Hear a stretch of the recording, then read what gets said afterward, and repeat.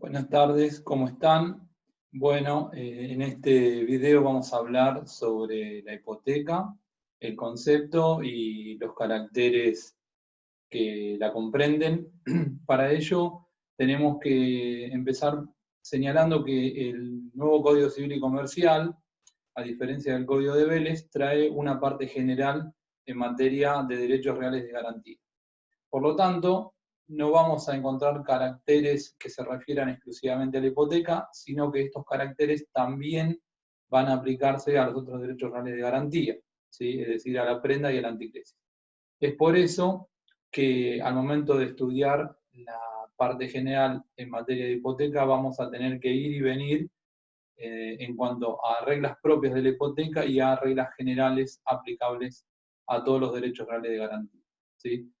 En principio, tenemos que decir que el artículo 2205 establece que la hipoteca es el derecho real de garantía que recae sobre uno o más inmuebles individualizados que continúan en poder del constituyente y que le otorgan las facultades de persecución y preferencia ante el incumplimiento del deudor.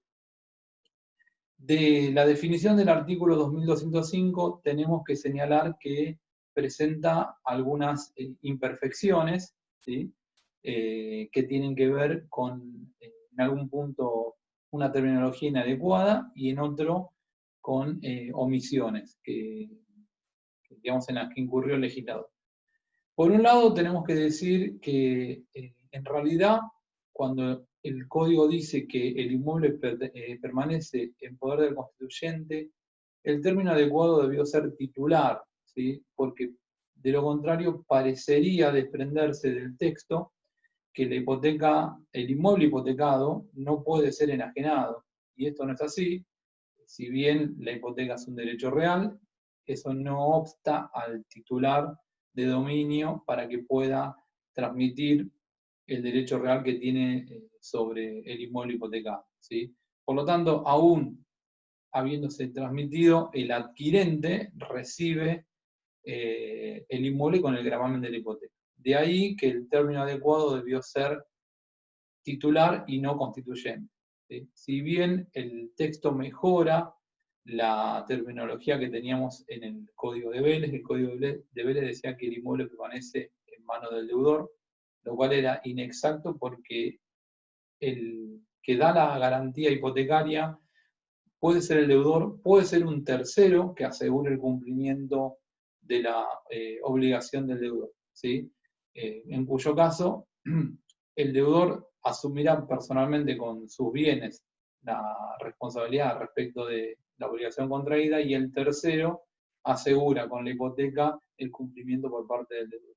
Ahora, sea que la hipoteca fue constituida por el deudor o por un tercero, un fiador, en cualquier caso el inmueble puede ser enajenado y un tercero adquirente va a recibir el inmueble con el gravamen de la hipoteca y va a responder frente al acreedor. De ahí que el término adecuado debió ser el de titular y no el de constituyente, ¿sí?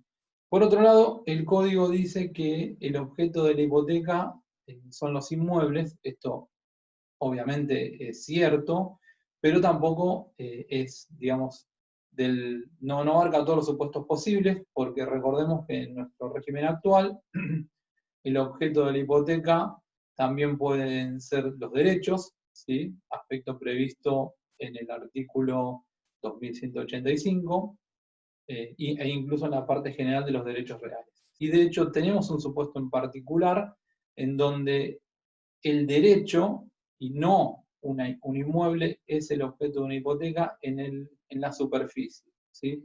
Recuerden que en el derecho real de superficie, el superficiario ejerce su derecho real sobre el suelo y el espacio aéreo. Por lo tanto, cuando quisiera celebrar una hipoteca, el espacio aéreo que va a implicar para el superficiario la facultad de forestar, plantar o edificar, ¿sí? Es decir, tiene un derecho a plantar, forestar o edificar, todavía no hay un inmueble en términos de adherencia al suelo, ¿sí? Y el código, en este sentido, le permite al acreedor, al titular del derecho real de superficie hipotecar el derecho a forestar, plantar o edificar, ¿sí? Por lo tanto, cuando nosotros hablamos del objeto de la hipoteca, decimos que, por regla general, es el inmueble, pero por excepción podría también ser un derecho cuando la ley expresamente lo autoriza. Otro defecto que trae la definición del 2205 es que señala que el acreedor hipotecario tiene las facultades de persecución y preferencia ante el incumplimiento del deudor. Esto tampoco es del todo cierto. Sí es verdad que en ese contexto tiene las facultades de persecución y preferencia, pero no solo ahí, ¿sí? Recuerden que las facultades de persecución y preferencia son una consecuencia de la oponibilidad erga omnes, ¿sí? En estas condiciones, ¿sí? La oponibilidad del derecho real, en este caso de la hipoteca, le da a su titular el beneficio de hacer valer ese derecho real de garantía frente a toda la sociedad.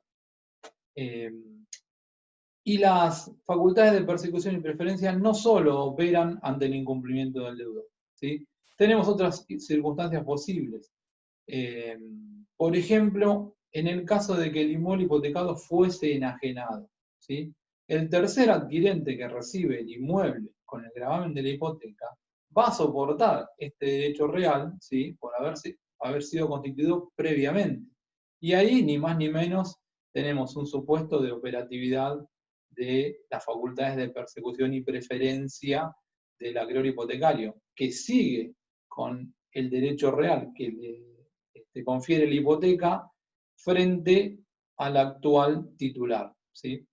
Otro supuesto también está dado cuando la subasta del inmueble hipotecado es realizada por un tercero, supongamos un acreedor quirografario. En ese supuesto, el código también establece que en la subasta el acreedor hipotecario puede dar por caducos los plazos acordados al deudor para el cumplimiento y puede cobrar con la preferencia que le da la hipoteca por encima del resto de los acreedores que se presenten en esa subasta, ¿sí? Acá tenemos otro claro supuesto de aplicación inmediata de las facultades de persecución y preferencia.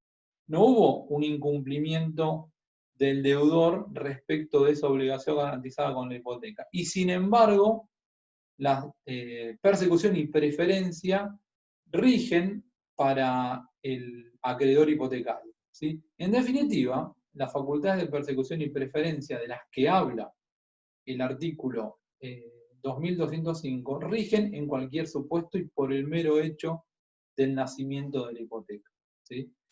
En otro ámbito, el código habla de que lo que se garantiza son créditos. Esto también es más acotado de lo que en definitiva puede garantizarse con la hipoteca, ¿sí? El artículo 2187 nos dice que se pueden garantizar todo tipo de obligaciones, ¿sí? Obligaciones actuales, obligaciones futuras, obligaciones de dar, obligaciones de hacer, obligaciones de no hacer, obligaciones eventuales, ¿sí? Es muy generoso el código en función de las obligaciones que permiten asegurarse con la hipoteca, ¿sí? Tenemos que pensar solo como límite a esta amplitud que da el código cuando nos encontramos frente a una obligación cuya causa sea ilícita.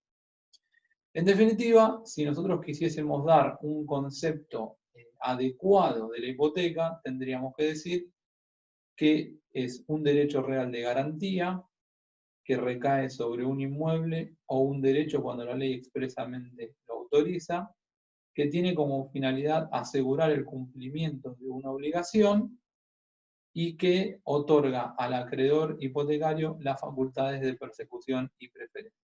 ¿Sí? Esta sería una buena definición de lo que entendemos de hipoteca, ¿sí? Aclarando, obviamente, que el inmueble permanece en manos del titular constituyente. Del titular. Caí yo en el mismo error que apuntaba. La hipoteca presenta varios caracteres, ¿sí? Caracteres que denominamos esenciales cuando nos referimos a la convencionalidad, a la accesoriedad y a la especialidad en cuanto al objeto y en cuanto al crédito, y un carácter que denominamos indivisibilidad. Y vamos a dejar para el final un aspecto que tiene que ver con la publicidad, que algunos autores quieren ver ahí un carácter especial de la hipoteca, nosotros no compartimos esta idea. El artículo 2185 del Código nos dice que la hipoteca solo puede nacer de un contrato. Es decir, que el principio de convencionalidad rige para la constitución de la hipoteca. ¿Sí? Es decir, del 2185 extraemos que ni la ley ni los jueces pueden imponer la constitución de la hipoteca. Solo pueden hacer de un acuerdo entre partes. Sin embargo, tenemos un supuesto especial en el artículo 1171, en el cual el código nos habla, recuerden, de la oponibilidad del boleto de compraventa al concurso o quiebra del vendedor fallido. En ese artículo, el texto normativo dispone que el juez deberá ordenar que se otorgue la escritura pública en favor del adquirente por boleto, y si existiese un saldo de precios cuyo cumplimiento se pactó en plazos, la ley, en el artículo 1171, dispone que deberá constituirse hipoteca en primer grado en favor del concurso. ¿Sí? Acá se ha querido ver un supuesto de constitución legal, porque una previsión legislativa impone el deber de constitución de la hipoteca. Nosotros preferimos pensar en la idea de una constitución forzosa, pero que ello no obsta a mantener la regla de la convencionalidad. ¿Sí? Es decir, si bien es cierto que la ley dispone, en este caso, debe constituirse hipoteca, esa hipoteca no nace por el mero hecho de la ley, sino que debe celebrarse el contrato de hipoteca con la forma de escritura pública, tal como lo exige el artículo 1017 del Código. Por lo tanto, tenemos como regla la convencionalidad del 2185 y tenemos un supuesto especial de constitución forzosa de la hipoteca en el 1171, pero que no obsta al principio de convencionalidad que citamos. El segundo carácter que encontramos regulado en el Código es el de accesoriedad, previsto en el artículo 2186. El principio de accesoriedad nos dice que la hipoteca no es un derecho real autónomo, sino que existe en la medida en que asegure el cumplimiento de una obligación. Accede a esa obligación principal. ¿Sí? Esto, en definitiva, ¿qué significa? Que si la obligación principal se extingue por alguno de los medios de extinción de las obligaciones, se extingue el accesorio que es la hipoteca. Ahora, puede pasar que se extinga la hipoteca y que la obligación principal subsista. ¿Sí? En este caso, lo que sucede es que el acreedor, ¿sí? Que tenía la preferencia o el derecho real que surge de la hipoteca, pierde, ¿sí? Este derecho real de garantía, es decir, deja de ser un acreedor hipotecario o un acreedor privilegiado y pasa a ser un acreedor quirografal. ¿Sí? ¿Por qué pudo haber pasado esto de que se extinga la hipoteca y subsista la obligación principal? Por ejemplo, por desaparición del objeto sobre el cual recaía la hipoteca. Pensemos supuestos, por ejemplo, de destrucción del objeto o incendio. ¿Sí? También puede pasar que el acreedor hipotecario renuncie a su derecho real, ¿sí? Por circunstancias propias del negocio que mantiene con el deudor. El tercer supuesto que encontramos previsto en el artículo 2188 es el de la especialidad en cuanto al objeto. ¿Sí? Supuesto que se repite en el artículo 2209 cuando ya nos encontramos en el título propio de la hipoteca. ¿Sí? ¿Qué dicen estos dos artículos? Bueno, que el objeto de este derecho real de garantía debe estar debidamente identificado. ¿Sí? El 2209 se encarga de aclarar que la identificación del inmueble debe serlo en función de la nomenclatura catastral, las medidas, superficies, linderos y colindancias, ¿sí? Datos de registración, calle, numeración y todo otro dato que permita individualizar adecuadamente el inmueble. El artículo 2190 nos aclara qué pasa cuando se presenta un defecto en la identificación del objeto, ¿sí? Recordemos que si no se cumplen con los caracteres esenciales, es decir, con la convencionalidad, la accesoriedad o la especialidad, no hay derecho real de hipoteca, ¿sí? Hay algunos autores que hablan de nulidad de hipoteca, otros hablan de inexistencia, pero en definitiva lo que nos importa es que la ausencia de los caracteres esenciales producen la ineficacia de la hipoteca. El 2190, que nos habla qué sucede ante los defectos en la identificación del objeto, dice que se puede salvar la validez de la hipoteca recurriendo al conjunto de enunciaciones del acto constitutivo, ¿sí? ¿Qué nos quiere decir esto? Bueno, que puedo recurrir a todo el texto que integra esa escritura hipotecaria para salvar la identificación del objeto si del análisis de ese conjunto de enunciados puedo llegar a saber de qué objeto o cuál va a ser el objeto de esa hipoteca, ¿sí? Esto por lo pronto habilita para señalar que no podemos recurrir a elementos extra constitutivos, como por ejemplo podría ser un boleto de compraventa. Imaginemos un supuesto en el cual se va a vender un inmueble y las partes celebran un contrato de compraventa y en él se deja constancia de que el comprador va a pagar el precio en cuotas y que va a garantizar el cumplimiento del pago de las cuotas con la constitución de la hipoteca. Si luego, al momento de redactarse la escritura hipotecaria, no se fue lo suficientemente preciso en la identificación del objeto, no puedo recurrir al boleto para salvar esa imprecisión, ¿sí? Ahora bien, ¿a qué elementos que forman parte del acto constitutivo puedo recurrir? Los supuestos en los que habitualmente nos podemos apoyar para salvar la validez de la hipoteca son los certificados registrales, ¿sí? Recuerden que el artículo 23 de la ley 17.801 establece que ningún escribano puede otorgar un acto de constitución o transmisión de derechos reales sobre inmuebles sin tener a la vista los certificados expedidos por el registro inmobiliario, ¿sí? Uno de esos certificados es el certificado de dominio. Los certificados de dominio contienen una identificación adecuada del objeto que está involucrado en el negocio. Por lo tanto, si no se fuese preciso en la individualización del objeto, ¿sí?, puedo recurrir al certificado que integra el acto constitutivo para salvar la validez.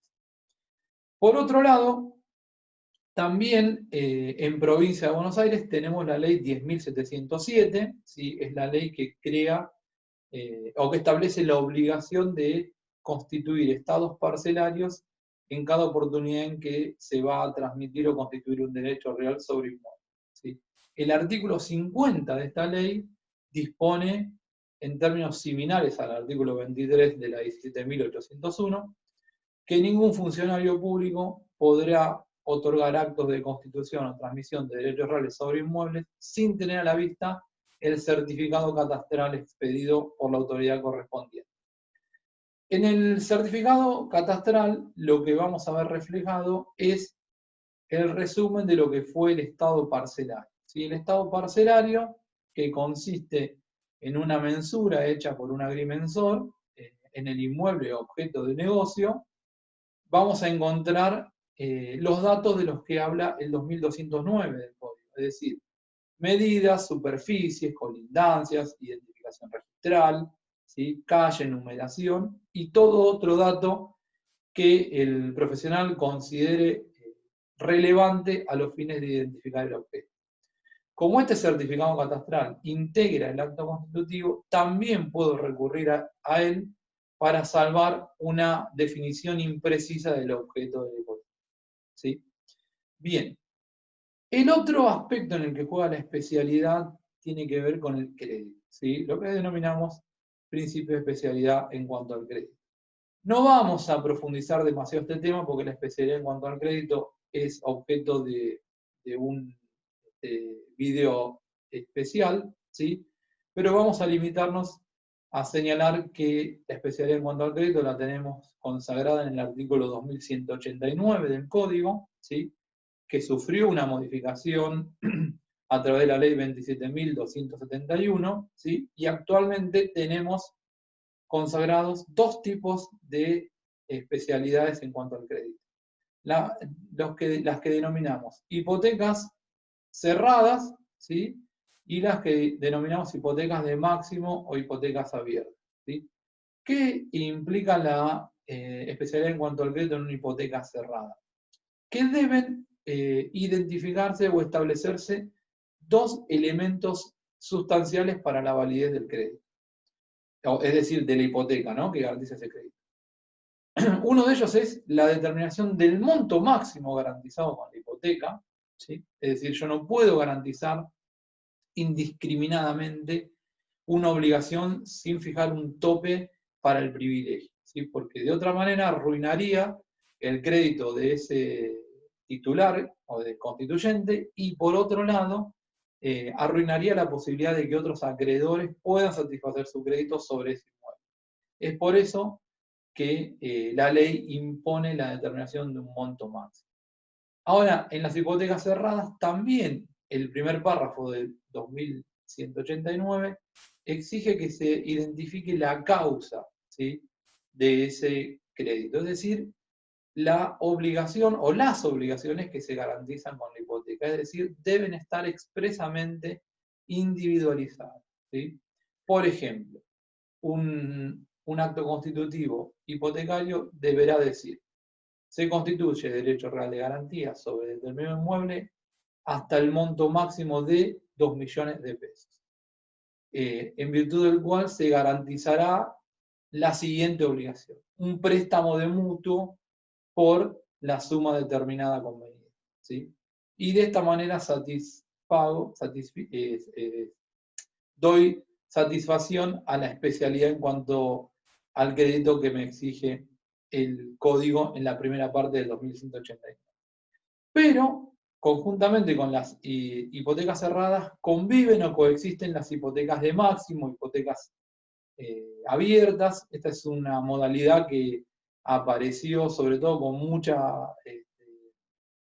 fuerza a principios de la década del 90 del siglo pasado, y donde lo que tenemos es que no interesa en el negocio involucrado la determinación de las obligaciones, ¿sí? Esta es una práctica muy habitual que se da en el mercado financiero o en el mercado bancario, en donde el deudor lo que pretende es tener un paquete financiero o un paquete de prestaciones de parte de un banco, por ejemplo, y en el cual va a tener giros en descubiertos, préstamos de dinero, tarjeta de crédito, ¿sí? Y otras prestaciones que brinde la entidad. Es por eso que en este caso quizás limitar la determinación de las obligaciones juega en contra de lo que se busca en el negocio que llevan adelante acreedor y deudor, ¿sí? Por eso el código en este caso permite que no se identifiquen las obligaciones garantizadas con la hipoteca, pero les pone un límite temporal, ¿sí?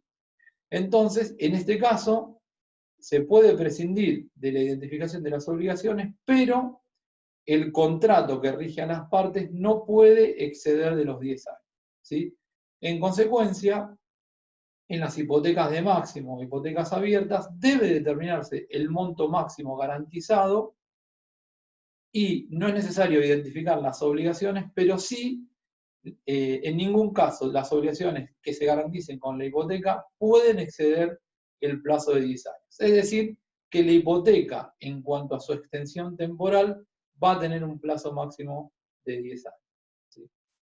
Finalmente, tenemos estos tres caracteres que señalamos de convencionalidad, accesoriedad y especialidad en cuanto al objeto y en cuanto al crédito son caracteres esenciales. Si falta alguno de ellos, la hipoteca es ineficaz, ¿sí? Tenemos un cuarto carácter previsto en el artículo 2191 denominado de indivisibilidad, ¿sí? Que lo que prevé es que la cosa en su totalidad asegura el cumplimiento de toda la obligación y de cada parte de ella, ¿sí? ¿Esto qué quiere decir? Que por más que se hayan hecho cancelaciones parciales de esa obligación, no se puede sustraer algunos inmuebles afectados a la garantía, ¿sí? O si fuese un solo inmueble, no se puede sustraer una parte material de él, ¿sí? Es decir, en la medida en que la obligación se mantenga vigente, el inmueble o los inmuebles afectados a la garantía continúan, ¿sí? En esa condición. Ahora bien, siendo este un carácter natural, es decir, su ausencia no afecta a la validez de la hipoteca, el código permite algunas liberalidades entre las partes, ¿sí? El 2191, por ejemplo, prevé que el acreedor, si tuviese varios inmuebles hipotecados afectados al cumplimiento de la obligación, puede prescindir de algunos de ellos y seguir la ejecución solo respecto de otros, ¿sí? También permite que las partes, es decir, titular del inmueble hipotecado y acreedor hipotecario, convengan, ¿sí?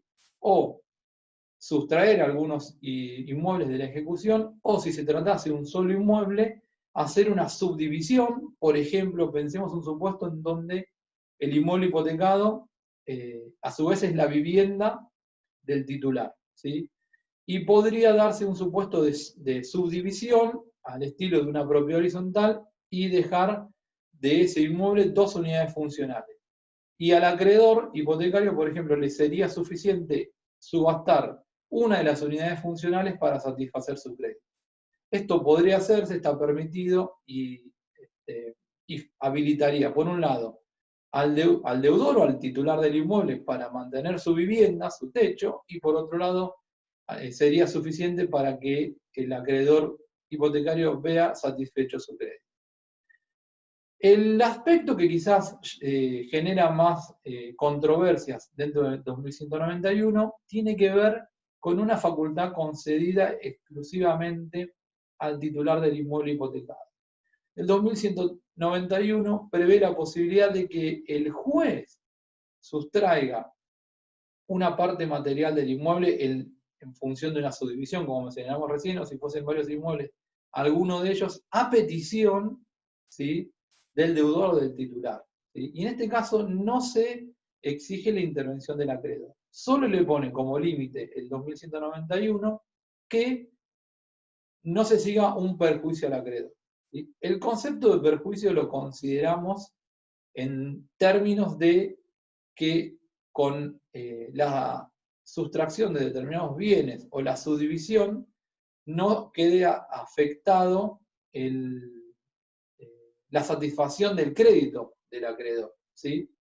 Sin embargo, hay consenso en la jurisprudencia, en la doctrina, que más allá de esta previsión, el acreedor debe ser oído, ¿sí? Por una regla de índole constitucional, ¿sí?, y procesal, de la bilateralidad del proceso, el juez debe darle intervención al acreedor hipotecario por lo menos a los fines de que realice un contralor de la petición formulada por el deudor o el titular al juez y la forma en que se decidirá la cuestión planteada. Bien, estos son los 4 caracteres que integran los derechos reales de garantía y dentro de ellos a la hipoteca. Algunos autores hablan de que la publicidad sería también un carácter especial de la hipoteca.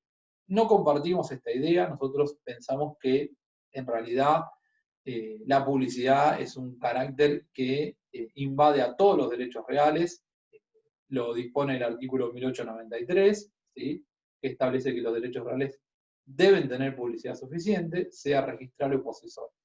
En materia hipotecaria, ya sabemos que como el inmueble queda en poder del titular, no se puede publicitar la hipoteca a través de la posesión, por lo tanto el otro medio de publicidad que nos queda es el registral. Sin embargo, tenemos que señalar que la inscripción registral en materia de hipoteca no es constitutiva del derecho real. La hipoteca nace desde la celebración del acto constitutivo y la inscripción, más allá de que no haya tradición posesoria, sigue teniendo el carácter declarativo del resto de los derechos reales sobre inmuebles. Hay determinados sujetos de los cuales el hecho de la celebración del acto constitutivo per se les hace oponibles la hipoteca, que son el escribano, que participó autorizando esa escritura hipotecaria, las partes mismas, los testigos, ¿sí?, que participaron de la escritura, y toda otra persona que haya participado del acto constitutivo de la hipoteca. Esas personas no necesitan que un registro les informe qué gravámenes tiene el inmueble, ¿sí? Por lo tanto, aun cuando la hipoteca no haya sido registrada, para estas personas la inscripción es irrelevante porque ya conocen la existencia del gravamen. Lo mismo sucede con otros terceros interesados en la medida en que el acreedor hipotecario pueda probar que supieron de la existencia de la hipoteca aún sin estar registrada, ¿sí? Pensemos un supuesto en donde un acreedor, ¿sí?, del mismo deudor traba un embargo sobre el mismo inmueble en el que, por ejemplo, no está inscrita la hipoteca. Si el acreedor hipotecario logra probar que ese acreedor embargante conoció de la existencia previa de la hipoteca, por ejemplo, a través de la lectura de la escritura hipotecaria, saldrá triunfante y podrá hacer valer su hipoteca como preferente frente al embargo, ¿sí? Lo que está claro es que la prueba que debe aportar el acreedor hipotecario es una prueba concluyente y, por ejemplo, no será suficiente la prueba de testigos para acreditar la preferencia de la hipoteca frente al embargo. Bueno, con esto damos por cerrado este video en términos de una introducción a las nociones generales de la hipoteca.